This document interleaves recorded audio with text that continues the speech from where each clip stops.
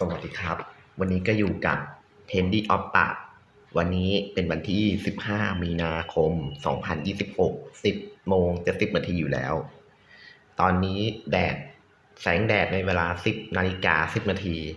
หรือประมาณ10โมงแล้วแดดตอนนี้ยังเหมือนแดดตอน7โมงเช้าเลยใช่ไหมดูเหมือนตอน7โมงเช้าเลยเนาะนั่นแหละแดดมันแสงแดดมันผิดปกติมันผิดธรรมชาติไปไงตอนนะแม้จะเป็น10 โมงแต่แดดก็ดูไม่ได้เหมือนแดดตอนเช้าอะไรเลยใช่ไหมแต่ตอนนี้เป็นวันที่15 มีนาเราอยู่มาช่วงครึ่งเดือนแล้วแต่เราได้ปิดเทอมมาเป็นวันที่1แล้ว1 วันหลังปิดเทอมแล้ววันนี้การเริ่มเทศกาลรอบ0รอบ1รอบ2รอบ3รอบ4เนี่ยมันจะต้องมาจากอะไรล่ะเราจะมาดูปัญหากันเราจะมาแก้ไขเฉลยปัญหากันเกมที่เรายังไม่ได้โหลดที่อยู่ในเครื่องเราจะยังไม่ลบทันทีแต่ก็ค่อยลบข้อมูลในแต่ละเกมออกไปให้หมดจนลบไปก่อนและพอเข้าสู่วันที่1 เมษายนปุ๊บเราจะลบทั้งหมดทิ้งและวันที่เราไปทำงานวันแรก18 พฤษภาเราก็จะให้คนที่เอาไปเล่นโหลดคืนมาเองเนาะมาเฉลยกันในวันที่15 มีนานี้เป็นช่วงครึ่งเดือนมีนาแล้วช่วงครึ่งของปิดเทอมจะตรงกับวันที่15 เมษายนปีนี้นะช่วงครึ่งทางของปิดเทอมจะตรงกับวันที่15 เมษายนพอดีนั่นก็คือช่วงที่เป็นวันสงกรานต์นะครับเป็นวันสงกรานต์วันสุดท้ายเนาะดังนั้นถ้าจะมั่นใจว่าเราจะไม่โดนเขาสาดน้ำใส่เราจะต้องไม่ได้เราต้องห่างจากวันสงกรานต์ประมาณสัก17 เมษายนขึ้นไปอย่างเงี้ยหรือก่อน11 12อย่างเงี้ยก็ได้แต่ถ้าอยากเล่นน้ำสงกรานต์ก็ให้ไปวันนั้นเลยก็ได้จะได้สาดน้ำกันอย่างสนุกเลยตอนนี้อุณหภูมิยังคงหนาวจัดมาต่อเนื่องกันหลายวันแล้วอุณหภูมิยังคงหนาวจัดพร้อมยังมีลมพัดแรงถึงเกือบ100เดี๋ยววันนี้วันแรกเดี๋ยวจะเตรียมตัวทำโครงการก็คือการย้ายเก้าอี้ทั้ง3ตัวและตัวที่อยู่ข้างหน้าด้วยเอาขึ้นไปที่ห้อง4หน้าห้องน้ำของห้อง403วางตรงไหนล่ะก็คือหน้าห้องน้ำนั่นแหละและการเว้นระยะห่างก็คือ1 กระเบื้องถ้าเก้าอี้กินเพราะระยะเก้าอี้มันจะกินประมาณ1 กระเบื้องค่อนข้างพอดีเป๊ะวันนี้ก็อีกประมาณ5 วันข้างหน้าเราก็จะอยู่ในช่วงวันฤดูใบไม้ผลิแล้วเนาะ20 มีนานะเข้าสู่ฤดูใบไม้ผลิอย่างเต็มตัวหลังจากนั้นกลางวันก็จะยาวกว่ากลางคืนไปแล้วถ้าวันนี้ยังไม่ถึง20เมื่อไหร่กลางวันก็จะยังสั้นกว่ากลางคืนหรือแม้เพียงจะเล็กน้อยก็นับว่าสั้นกว่ากลางคืนเพราะว่าถ้ากลางวัน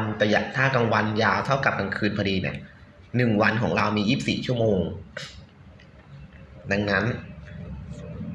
กลางวันจะต้องยาวเท่ากับ12 ชั่วโมงไม่มีเศษนาทีหรือวินาทีเกินหรือน้อยไม่มีเศษเกินด้วยมันจะเท่ากันพอดีอย่างแม่นยำเนาะตอนนี้ก็เดือนมีนาแล้วอากาศก็เริ่มอุ่นขึ้นแต่ยังคงหนาวเ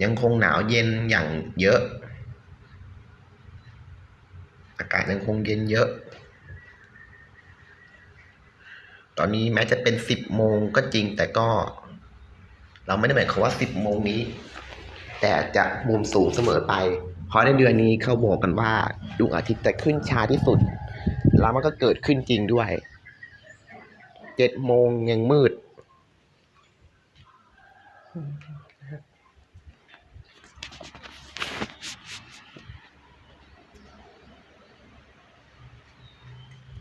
ไปดูข้างบนกัน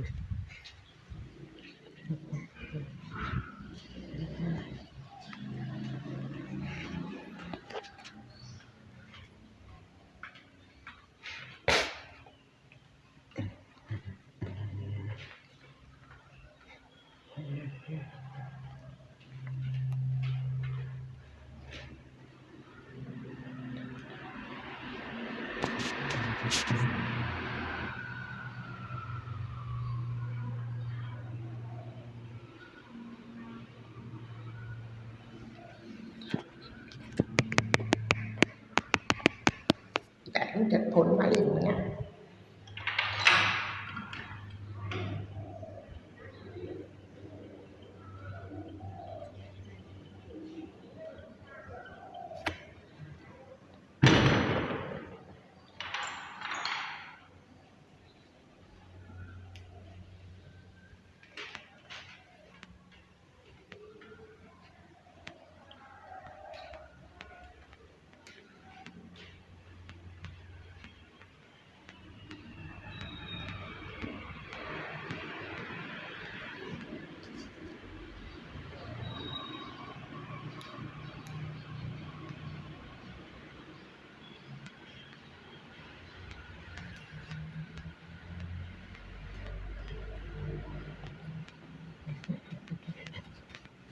ห้องที่01แดดมาแล้ว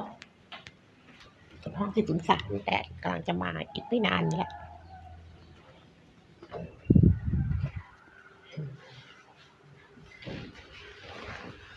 ผลคำตอบสรุปมาว่าในช่วงเวลา 10:15 นาทีที่ห้อง403สถานะปัจจุบันในตอนนั้นที่ผ่านมาสถานะห้อง403ในวันที่15 มีนาคม 10:15 นาทีในห้อง403แดดส่องเต็มหน้าต่างแล้วแต่แดดยังส่องไม่ถึงระเบียงที่มีมือถือเครื่องโนเกียสีน้ำเงินวางอยู่สีเทาไม่ใช่สีน้ำเงินสีเทายังส่องโดนตรงนั้นอยู่เลยยังส่องมาไม่ถึงนะครับยังส่องมาไม่ถึงแต่ตอนนี้ในสถานะปัจจุบันห้อง401แดดมาเร็วที่สุดเพราะมันมาประมาณ10 นาฬิกาเท่าไหร่ไม่ถึง10 นาฬิกาหรอกประมาณ9:48ประมาณนั้นแหละที่มันมา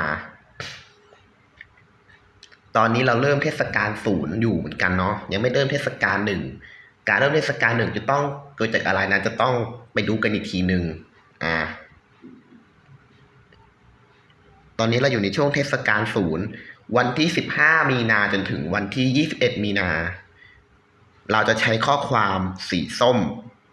ไปยาวๆจนถึงวันที่21พอวันที่22ถึงวันที่28 มีนาเราจะใช้ข้อความสีเหลือง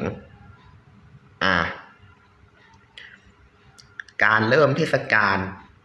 ชุดที่1ก็คือหลังจากวันนั้นจะต้องมีพายุสโนว์หรือพายุฝนก็ได้ที่มันตกลงมา2 อย่างนี้สามารถเปลี่ยนจากที่เป็นเทศกาล0สามารถกลายเป็นเทศกาล1ได้แต่ไม่ใช่หยุดตกปุ๊บแล้วมันจะเข้าเทศกาล1เลยไม่ใช่แบบนั้นต้องรอวันถัดไปหลังที่มีพายุผ่านไปแม้จะตกตอนเช้าแต่ก็ต้องเป็นวันถัดไปอยู่ดีใช่ไหมล่ะนะครับและเงื่อนไขสำคัญก็คือจะต้องไม่ตกในระยะจะต้องตกไม่ติดกันก็คือวันที่1ตกไปแล้ววันที่2ก็ไม่ควรตกต่อไม่งั้นเทศกาลก็จะยังไม่เริ่มทันทีต้องรอผลภายในต้องมี1 วันที่ไม่ตกก็คือ หลังจากวันนั้นตกไปแล้ว วันถัดไปจะต้องไม่ตก และวันถัดไปอีกวันหนึ่งก็จะเริ่มเป็นเทศกาลหนึ่งแต่จะย้อนหลังทวนมา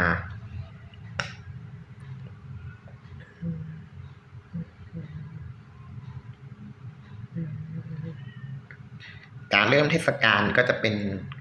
ความหมายของการเริ่มเทศกาลก็คือมันจะเป็นเทศกาลในเทศกาล1 2 3นั่นแหละมันจะเป็นตัวเลขมันจะเป็นตัวเลขแค่นั้นตอนนี้เราอยู่ในเทศกาล0ยังไม่เริ่มเทศกาล1ถ้าเริ่มเทศกาล1จะต้องมีพายุอันแรกผ่านไปซึ่งจะเกิดขึ้นในวันจันทร์นี้ก็คือวันพรุ่งนี้คาดว่าจะเริ่มเทศกาล1แต่วันที่17ยังมีโอกาสที่มันจะตกต่อนั้นการเริ่มเทศกาล1อาจจะเริ่มวันที่18แต่สถานะปัจจุบันยังมีระบุว่าเทศกาล1ยังอาจจะเริ่มวันที่18เพราะว่าพายุเขาบอกจะมา2วันทั้งจันทร์อังคารหรือ16กับ17นี้ดังนั้นเป็นไปได้ว่าเทศกาล1อาจจะเริ่มวันที่18มีนานี้ก็ได้และจะจบวันเสาร์ที่21หรือไม่ยังไงก็นั่นแหละเทศกาลสามารถยาวได้น้อยสุดก็คือ1วันซึ่งเดี๋ยวเราจะมีรูปภาพแต่เราจะเขียนลงไปด้วยจะมีเทศกาล0เทศกาล1ยังไงเราจะเขียนลงไปด้วยเนาะโอเคละถ้าทุกคนมีความคิดเห็นกับวิดีโอนี้และเทศกาล1 2 3ยังไงก็ขอบคุณ